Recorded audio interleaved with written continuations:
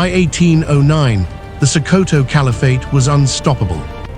In just 5 years, the Jihad of Uthman Dan Fodio had done what no force in West African history had done before it. Gobia fallen, Kano fallen, Katsina fallen, Zaria fallen. Kingdom after kingdom, ruler after ruler, swept aside like dry leaves in a harmattan wind. The cavalry of the Caliphate did not just win battles, they rewrote the map of an entire subcontinent. Fulani emirs replaced Hausa kings. The green banner of the Jihad flew over 20 million people across 200,000 square miles. And then the commanders looked south, past the last Hausa city-state, past the edge of the savannah, into the deep forests and forested hills of the Benue Valley, into a world they had never encountered, into the land of the Tiv. What happened next is one of the most remarkable and least told stories in all of African history. This is the story of the people who said no and made it stick.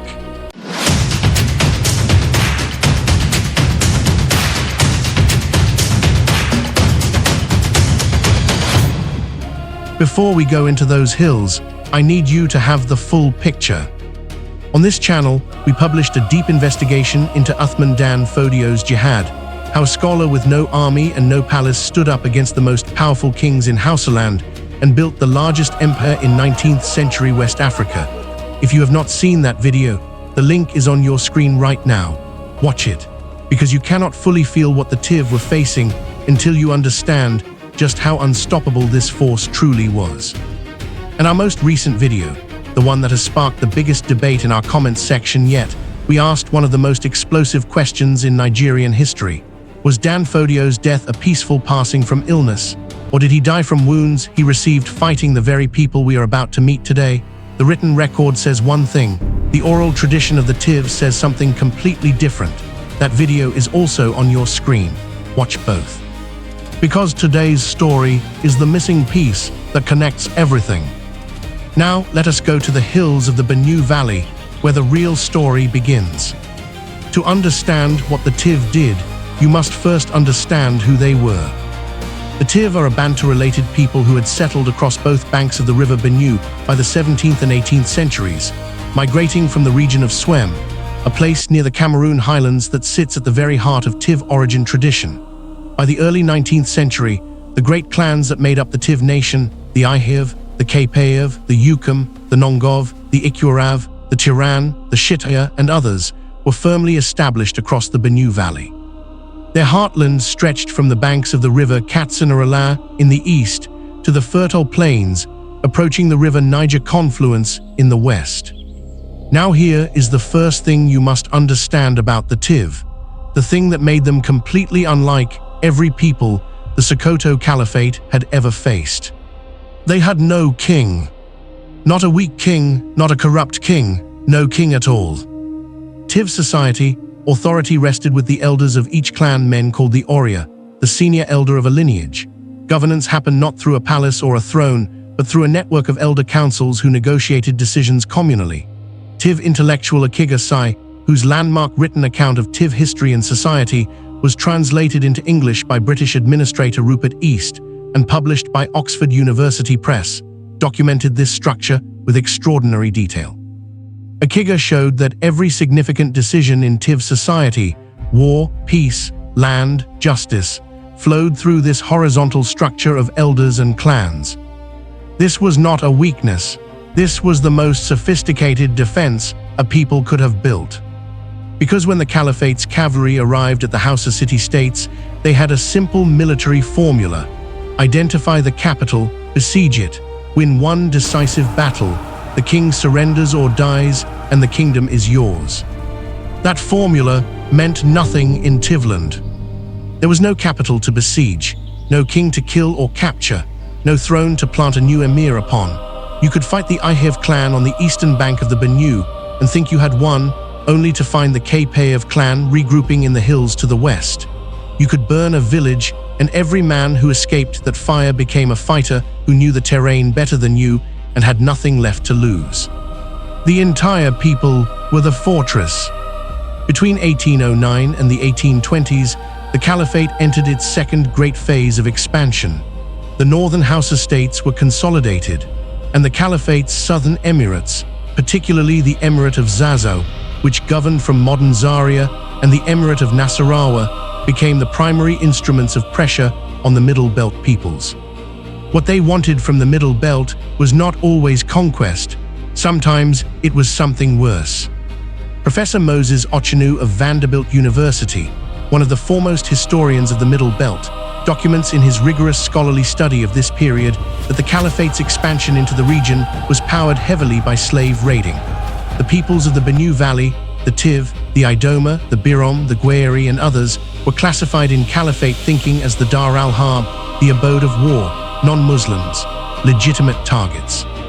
The Caliphate established ribats, fortified frontier posts, at the edges of unconquered territory and used these as launch pads for raids into the interior.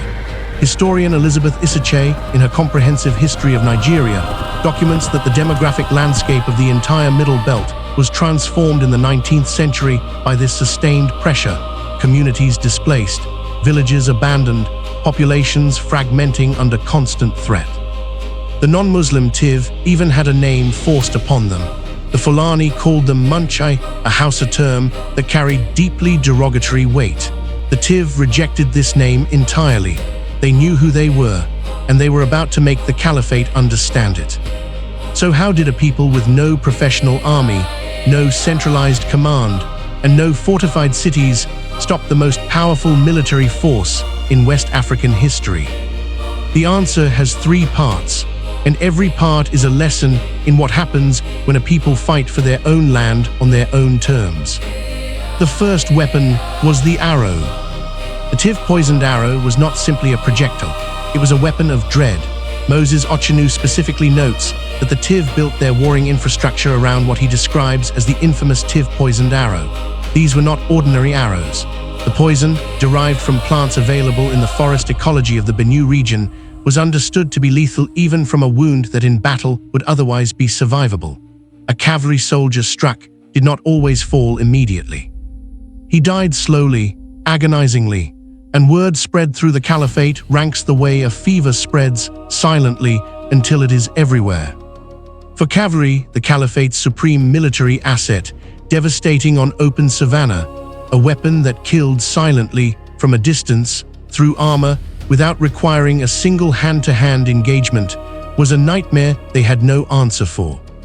The second weapon was the land itself. The open savanna that made the Caliphate's cavalry unstoppable in Hausaland simply did not exist in the same way in Tiv country. The rolling hills, dense forest patches, river crossings, and broken terrain of the Benue Valley negated the cavalry advantage almost completely. A cavalry charge requires flat, open ground and room to build speed. In the forested hills above the Benue, horses slowed to a walk. Formation dissolved. The column that swept through Kano and Katsina became exposed, slow, and vulnerable in this landscape. And at the heart of this terrain stood a place that Tiv oral tradition remembers as the defining location of the resistance, the Ushongo Hills. Rising above the Benue Plains, the Ushongo Hills gave Tiv fighters something priceless in asymmetric warfare, the high ground. From above, they could see the enemy advance. From above, they could use one of the most devastating low-technology weapons in the history of African warfare. They rolled stones, great boulders tumbling down steep hillsides into advancing cavalry below, horses screaming, riders thrown, columns breaking into chaos. The third weapon, and this must be told carefully, comes from oral tradition. The written academic record documents the poisoned arrows, the terrain, and the structural resistance of Tiv society. But the living oral tradition of the Tiv, preserved across generations and reported by researchers, including those at Blueprint newspapers who documented community accounts in 2025, adds two details that the written record cannot confirm, but which have been consistently passed down. The first is that rivers and water sources along the routes of Caliphate advance were poisoned, deliberate contamination that weakened and killed the horses, the cavalry's most irreplaceable military asset. Without horses, the Caliphate's primary military advantage collapsed entirely.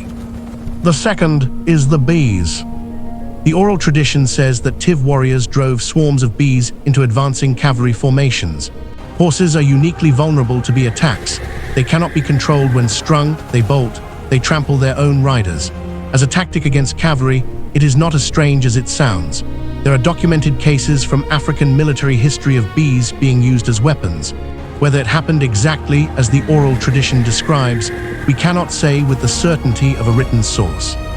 But the people of the Benue Valley have passed this story down with a consistency and pride that demands we hear it. These four elements together, poisoned arrows, high ground and rolling stones, contaminated water sources, and the chaos of the bees, describe not one great battle, but a sustained, grinding resistance. A campaign of attrition fought on home terrain by people who had everything to defend and nothing to surrender. By the 1820s and into the 1830s, the Caliphate's southward push into the heart of Tiv country had stalled. The academic record is consistent on this. Oshongo, Isiche, and other scholars who have examined this period confirm that while Caliphate slave raiding pressure continued at the margins of Tiv territory, particularly through the southern sub-emirates of Kefi, Nasarawa, and Suleja, the Tiv interior was never absorbed into the emirate system. No Fulani emir ever ruled in the Benue heartland by right of conquest. No Caliphate administrator ever collected taxes from a Tiv farmer as a conquered subject. The Gweri of southern Kaduna, the Birom of the Jos Plateau, the Idoma, and the Chamber also resisted the Caliphate's expansion in their own ways. But the Tiv held their ground most completely, most stubbornly, and most lastingly. Paul Lovejoy, one of the world's foremost historians of West African slavery and the Jihad era, places the significance of every unconquered Middle Belt people within the broader picture of the 19th century Jihad movement, each one representing a real limit on what appeared to be an unlimited force. Think about what that means in concrete terms. The same empire that destroyed every Hausa kingdom, that pushed into Yorubaland and accelerated the collapse of the Oyo Empire, that reached toward Bornu in the east and the Cameroon highlands in the south, that empire drew a line at the Tiv, and the Tiv drew it first. There is a reason this story is not just history, it is the present. When the British arrived in Nigeria at the turn of the 20th century, they did not resolve the unfinished conflict between the Caliphate and the Middle Belt. Oshongo's scholarship demonstrates that the British compounded it, adopting the Caliphate's administrative structures and extending them over the Middle Belt through what he calls native alien rule, placing Hausa Fulani agents as administrators over peoples they had never conquered in the first place. The Tiv, who had spent the entire 19th century fighting to keep Caliphate authority out of their homeland, now found themselves administered by the Caliphate's political successors, with a British signature of approval at the bottom. They resisted that too. In 1952, Tiv communities rioted against Hausa Fulani rulers imposed under the native authority system. In 1960 and 1964, uprisings shook the Benue Valley again as the Tiv fought for political self-determination on the eve of Nigerian independence. The thread running through all of it is the same thread that ran through the Ushongo hills in the 19th century. Do not come here with authority you did not earn. In 1935, a remarkable man named Akiga, the first of his Tiv community to read and write, sat down and wrote a complete history of the Tiv people in the Tiv language. His manuscript was nearly thrown into a rubbish bin before being rescued and archived at the University of Ibadan. Portions of it were translated into English by Rupert East and published by Oxford University Press. It remains the foundational written account of Tiv civilization, written from the inside, in the people's own voice. That act of writing was itself an act of resistance, because Akiga understood something that every conquered people eventually understands, that the final battleground is not the hill, it is the story. Whoever tells the story controls the truth, and the Tiv were not going to let anyone else tell their story. Here is what I want you to carry from this video. The Sokoto Caliphate was extraordinary. We said that in our video on the Jihad. We said it again when we investigated the death of Uthman Dan Fodio, The scholars are clear: Dan Fodio built something of genuine historical greatness. But greatness casts a shadow, and in that shadow, in the forested hills above the river Benue, behind a wall of poisoned arrows, rolling stones, and the unbreakable solidarity of clan elders who answered to no one and surrendered to nothing, stood people who refused to be written into someone else's story. They were not conquered, they were not Islamized, they were not absorbed.